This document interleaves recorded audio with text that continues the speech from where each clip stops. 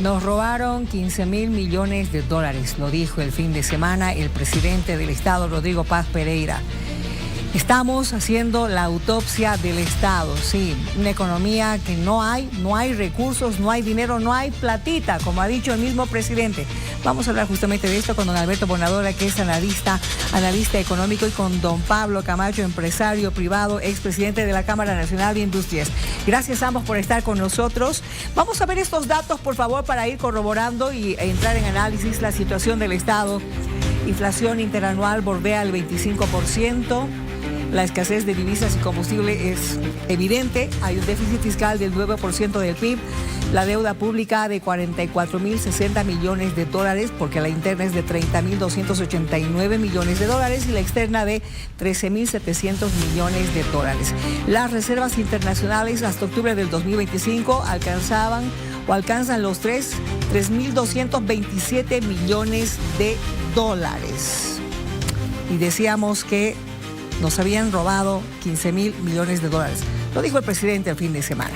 Don Alberto, ¿tan grave está? Porque hay gente que todavía dice, no estamos tan mal.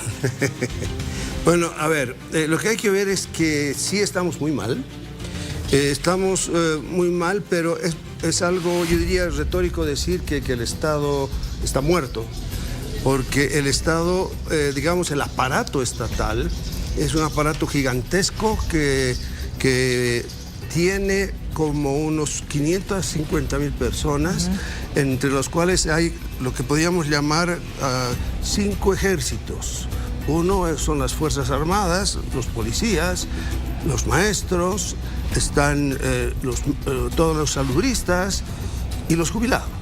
Y tú no puedes decir, bueno, mañana yo les digo que se ha muerto. O sea, como se ha muerto el Estado, váyanse. No es así de fácil, ¿no? Entonces, porque cualquiera de estos sectores le puede dar un zarpazo al gobierno actual en el sentido figurado, pero también en el sentido real, porque yo recuerdo en algún momento, cuando yo estaba de interventor del Senacir, me hicieron una alfombra humana a los jubilados y se sentaron en la calle desde, la plaza Sucre hasta, te digo, las 6 de agosto. Bueno, fue terrible. Entonces, ese tipo de cosas pueden emerger, ¿no? Y eso no es de un Estado muerto, es de un Estado o de gente que ha vivido del Estado, sí, pero es el Estado que requiere de estos grupos de forma inevitable. Entonces, no es, está bien la forma retórica para mostrar a la gente, ¿saben qué? Nos dejaron sin plata, se gastaron todo el dinero y se gastaron de mal manera o de mala manera, porque cuando uno observa lo que se ha hecho, pues hay algunas cosas que están ahí, ¿no es cierto? Pero cuán útiles son, cuán rentables son, es otro asunto. ¿Cuánto de dinero se llevaron cuando hicieron una carretera que era prácticamente desechable? Pero está la carretera ahí, claro, que sea destartalándose lo que quieras, pero hicieron eso y otra parte se llevaron. Y bueno, y luego ya en términos de las finanzas estatales, por decir, se tienen que pagar aguinaldos y los van a tener que pagar. Y a estos 5 grandes ejércitos que te mencionaba, ¿no? Y va a ser muy complicadito si no se les paga. O sea, hay elementos que va a tener que responder el gobierno. ¿Cómo? Pues ahí el tema creo que va a ser central en lo que podamos hablar esta noche. Perfecto. Gracias. Quiero saludar también a don Gonzalo Chávez, que nos acompaña vía virtual. Buenas noches y gracias por estar con nosotros. Pero la consulta para ti, Pablo. Han sido años complicados para el sector empresarial en nuestro país y he leído parte de esto que tú has presentado, que describías como una tormenta perfecta. ¿Por qué? Bueno, sin lugar a dudas, habíamos venido advirtiendo al gobierno de lo que se venía, pero nuestra posición fue tomada como política y no como un consejo o una advertencia de lo que venía. Y a las cifras que nos mostraban, yo aumentaría una calificación CCC negativa, hablaría de una economía formal del 14%, porque eso es lo que es Bolivia. Solo el 14% tiene un sueldo, solo el 14% aporta a la gestora y tiene esa salud. Y también hay otro dato que es crítico, que muestra lo que es la economía en Bolivia. 247 millones de inversión extranjera el 2024. estamos un puesto antes de Haití. Eso es lo que es Bolivia y es lo que también hemos llamado un país de naipes, una situación precaria y delicada. Tufi. Sí, buenas noches Alberto, buenas noches Pablo. Hablando de algunas señales que se han dado en las últimas semanas, 10 días particularmente, riesgo país ha disminuido en puntos, también el dólar parece estabilizarse en 10 bolivianos. Alberto, ¿qué significa todo esto? ¿Hay ya algún tipo de respuesta positiva por lo que se ve o todavía no? Lo que hay es una respuesta positiva sin duda y se ve por las cifras que tú mencionas, que si el dólar a 10.50 pues parece algo totalmente surrealista, ¿no? En una situación que hemos estado viviendo y que estamos todavía viviendo. Pero lo que hay que ver ahora es que si algo necesita el gobierno, digamos, dos cosas necesita el gobierno: tiempo y dólares. Y bueno, tiempo ojalá lo tenga porque tiene que hacer cosas muy rápidas. Y que le lleguen los dólares para tomar las medidas más duras, pues es para mí inevitable. Y te estoy hablando de situaciones como el levantar las subvenciones, el ver cómo se cierra la brecha cambiaria. Bueno, todo esto, si no hay una cantidad crítica de dólares para poder responder en el momento que se tengan que tomar esas medidas, que no pueden ser solamente con respaldo de dinero nacional, tiene que ser con moneda dura, y a pesar de todo lo que le puede ocurrir al dólar internacionalmente, en Bolivia sigue siendo poderoso.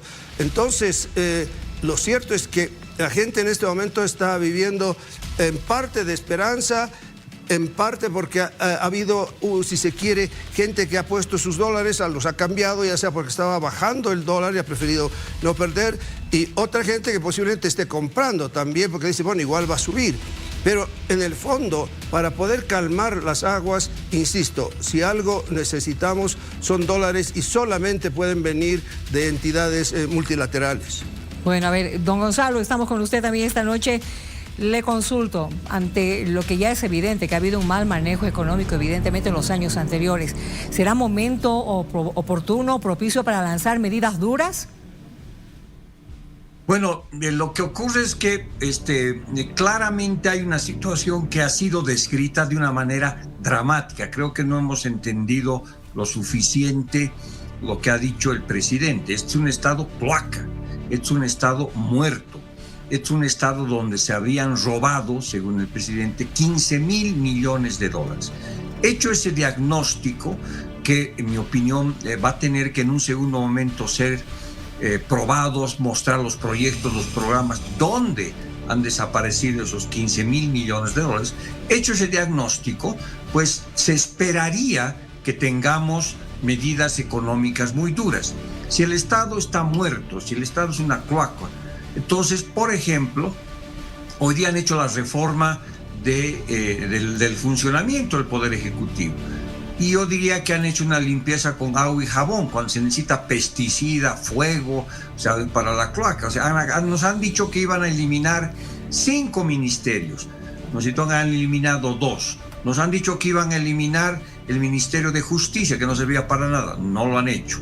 Entonces, claramente hay un diagnóstico muy duro, y lo que se ve en este primer momento es, pues, han hecho simplemente un manejo de maquillaje, de haber quitado 2 ministerios, pasó por aquí, pasó por allá. Entonces no hay todavía una correspondencia entre la gravedad que se denuncia la crisis y la acción, por ejemplo, para reorganizar el aparato ejecutivo, porque debería ser mucho más duro, ¿no es cierto?, porque necesitamos ministerios que no pasen de 8, 9, 10 como máximo, ¿no es cierto?, porque realmente si la situación es tan dramática como nos han dicho, bueno, hay que tomar también decisiones valientes y duras. Ahora, esperaremos, veremos qué van a decirnos los próximos semanas sobre el tema, sobre temas complejos como el tipo de cambio, la política fiscal, la política monetaria, ¿no es cierto? Y yo creo que por ahí habrá que esperar todavía. Entonces, a diagnóstico duro, pues se debería esperar una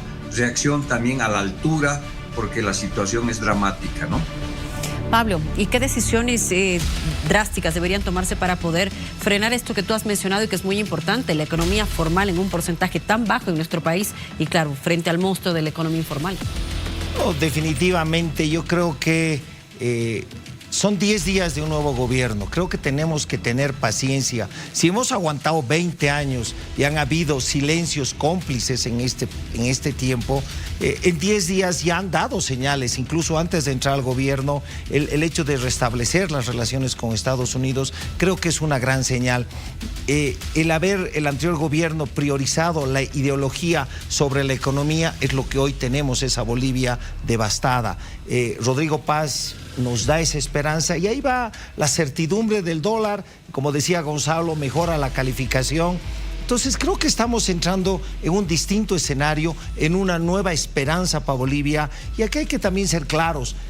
La elección de agosto marca un cambio de timón, un cambio de política, porque más del 70% de los bolivianos, hablemos que no hayan votado por el MAS, han pedido ese cambio. Entonces, el gobierno, definitivamente Rodrigo la debe tener clara, no va a ser un gobierno popular. ¿Quiénes han sido esos silencios cómplices que dices tú, Pablo?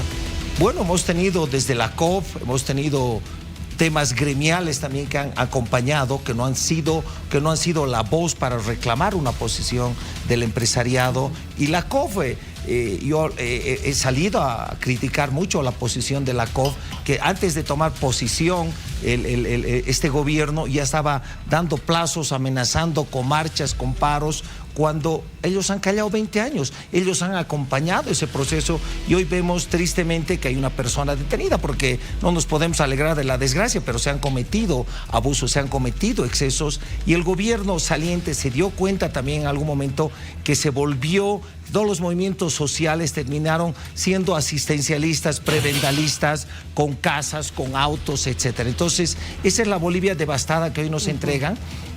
Desenmarañar 20 años no va a ser una labor fácil. Hay una normativa que es por demás compleja. Por eso hablaba de 247 millones y el presidente salía y decía, hemos descuidado la nacionalización. Creo que el error fue nacionalizar, porque Bolivia era una potencia energética, y él habla de un legado de que deja reservas, cuando hasta hace 10 días teníamos filas kilométricas. Yo he estado viajando mucho y las filas eran kilométricas en las ciudades, en las provincias, y en algún momento habíamos llegado a hablar de una crisis de combustibles, una crisis económica, y hemos estado al borde de entrar a una crisis de alimentos, porque el sector agropecuario había pedido 100 millones de litros y el gobierno garantizó 35 millones. Entonces no había para la cosecha, no había para la siembra. Definitivamente es un diagnóstico crítico y todavía falta que puedan tener los datos precisos. Ya José Gabriel, el ministro de Economía, habló de que creo que son 7,000 millones de bolivianos que no están registrados como deuda. ¿Tú sí? Sí, Alberto, menciona Pablo que hay que tener paciencia, hay que desmontar 20 años prácticamente de normativa. Incluso Gonzalo dice que la reorganización del Estado no ha tenido la profundidad. Hay reducción de ministerios, pero son 2, y algunos viceministerios, y una decena de direcciones. ¿En qué posición se ubica usted? ¿Es insuficiente esta reestructuración y hay que tener paciencia aún? Bueno, yo creo realmente que en este momento la gente todavía tiene una gran esperanza, se ha generado confianza en el Estado, y si algo hay que hacer en este momento, pues es exactamente eso, confiar en que el nuevo gobierno va a arreglar las cosas. Ahora, que se requiere, como decía hace un momento, hacerlo de forma acelerada, por eso que el tiempo se vuelve en una variable fundamental.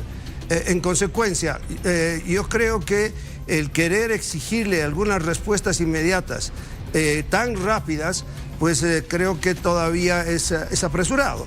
Eso no quiere decir que no van a llegar las respuestas, y más bien la gente, diríamos, estamos viviendo una luna de miel con el gobierno, y el gobierno tiene que aprovechar esta para generar todas sus políticas y las formas en que va a conseguir lo que yo considero cerca de unos 2.500 millones de dólares como para llegar recién a tomar las medidas más duras. A ver, voy a hablar nuevamente con el señor Gonzalo Chávez a propósito de esos 15,000 millones de dólares que nos han robado, como dijo el presidente del Estado. ¿Dónde se habrán ido? ¿Qué habrá pasado con esos 15,000 millones de dólares? Mira, no lo sé, eso seguramente en algún momento el gobierno hará un informe técnico y te dirá, bueno, se robaron de Entel, de yacimientos, no sabemos exactamente cuál ha sido el cálculo, pero es mucho dinero, el mensaje es muy claro, son 15 teleféricos, son 30 hospitales de $500 millones, es el 30% del Producto Interno Bruto. ¿No es cierto? Si Messi nos ayudara a pagar la deuda, esa deuda, digamos, necesitarías 25 Messis, ¿no es cierto?, con su patrimonio para hacer eso. Entonces, eso te da una dimensión de lo gigantesco que es eso, ¿no? Ahora, yo creo que el tema también, nosotros, los analistas, los opinadores, podremos tener toda la paciencia del planeta Tierra, y creo que eso es lo correcto para señalizar, calmar y decir, bueno, a ver qué está pasando. Pero aquí hay también unos temas que no los controlamos y que están en el ciclo político.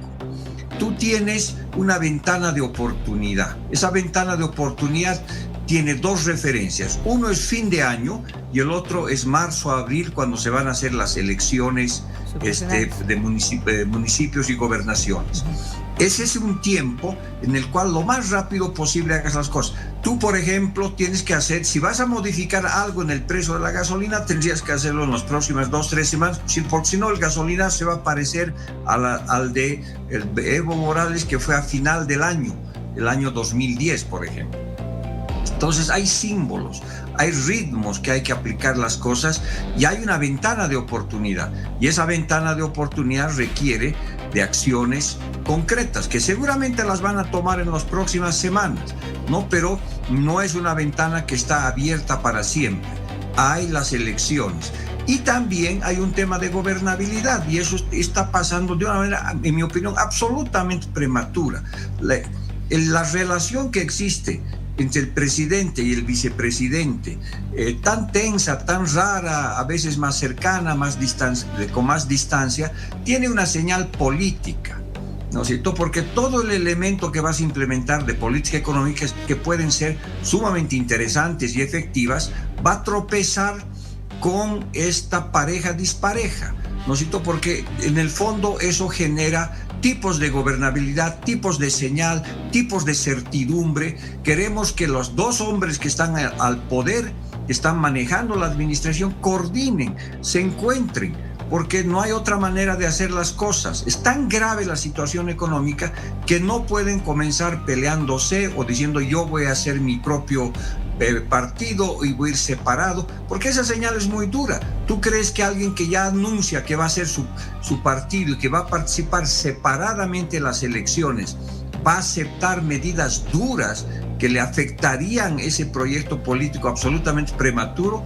No lo va a hacer. Entonces, la política está comenzando prematuramente a contaminar las decisiones económicas que son absolutamente urgentes y que el gobierno seguramente lo está armando y lo va a implementar. Entonces, los ritmos de la política, los ritmos de la economía tienen que encontrarse, ¿no?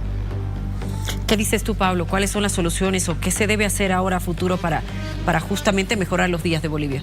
Coincido con el tema de tiempos. Cuando hablaba de la paciencia, es porque esto no va a ser una solución de 15, 20 días. Vamos a tardar unos 2 o 3 años en recuperarnos. Pero cuando habla Gonzalo de tiempos para las medidas, es cierto, se deben tomar las medidas en el cortísimo plazo, porque todavía la gente está con esa esperanza y no va a generar tanto ruido como podría generar si tardamos un poco más. Además, acá hay que mencionar en este análisis que Rodrigo entra a un gobierno en 2 meses muy complicados, noviembre y diciembre. Claro, fin de año. Para los empresarios también es difícil porque tenemos que prever aguinaldos, tenemos que prever el sueldo de noviembre que se paga en diciembre, el aguinaldo, y ya tener además una previsión para el sueldo de enero. Entonces, y para el gobierno, obviamente, el servicio de la deuda y tantos otros compromisos que tienen, que como nos ha mostrado, además debíamos a todos los organismos multilaterales. Entonces, ese tema de tiempos es crítico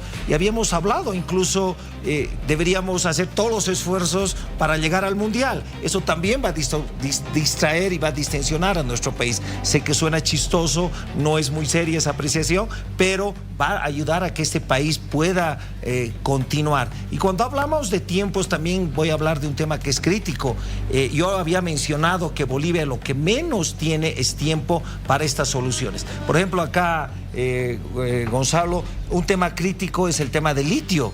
Y el litio, nuestro peor enemigo, reitero, es el tiempo. Ya tenemos baterías de hidrógeno, baterías de calcio, entre otros desarrollos. ¿Deberíamos estar preocupados? Claro que sí. Yo soy potosino y me preocupa que eso quede como las libras esterlinas en el baúl de la abuelita, porque las otras baterías van a reemplazar definitivamente. Una tonelada de 90.000 que hoy está bordeando los 10.000, un proceso que para nosotros es caro, eso sí debería definitivamente preocuparnos. Entonces coincido plenamente con Alberto y con Juan Carlos de que Gonzalo, de que estamos al borde del tiempo y tienen que tomarse las medidas de manera urgente. Ahora, Alberto, en lo inmediato también está la gran discusión del presupuesto del próximo 2026. Ya hay un presupuesto del anterior gobierno, pero se tendrá que modificar. En ese sentido, ¿qué debe contemplar la modificación del presupuesto que seguramente se debe hacer en enero o a comienzos del próximo año? Sin duda, el nuevo presupuesto va a tener que ser muy austero, va a tener que ajustarse muchos rubros en ese presupuesto. Sin embargo, también tiene una camisa de fuerza ese presupuesto por lo que señalaba. De todas maneras vas a tener tú que pagar a jubilados como a las Fuerzas Armadas, a salubristas como a maestros. Entonces, ¿qué te queda? No puedes pensar que 23.000 empleados públicos que tiene el Estado Central, los puedes votar a todos, pero ese lujo tal vez de frenar todo el aparato estatal se lo puede dar Estados Unidos y Trump. Pero en Bolivia tú no puedes frenar ese aparato porque a pesar de toda la buena voluntad que tengan de ahorrar, va a ser austero el próximo presupuesto, pero no podemos cortarlo de raíz. Esa es la situación. Y para hacer cualquiera de las medidas a futuro, si tú cortas las subvenciones o si vas a hacer algo con el tipo de cambio, lo que necesitas es una cantidad masiva de dólares antes de cualquier cosa. Si no, tú levantas la subvención, va a subir la inflación. Si no tienes dólares, pues el asunto se va a volver cada vez peor. Y creo que ese es para mí el aspecto fundamental al cual se debería abocar el gobierno actual. Gracias, don Alberto. Muchas gracias, don Pablo. Lo mismo a don Gonzalo por haber estado con nosotros esta noche. Qué tema más difícil y complicado. Pero bueno, creo que tampoco es como para entrar en una depresión. Como muchos han dicho, hay que deprimirse, estamos tan mal. No, porque vamos a poder levantar cabeza siempre y cuando todos nos pongamos de acuerdo. Muchas gracias. Luciana. Tenemos más música para ustedes en vivo.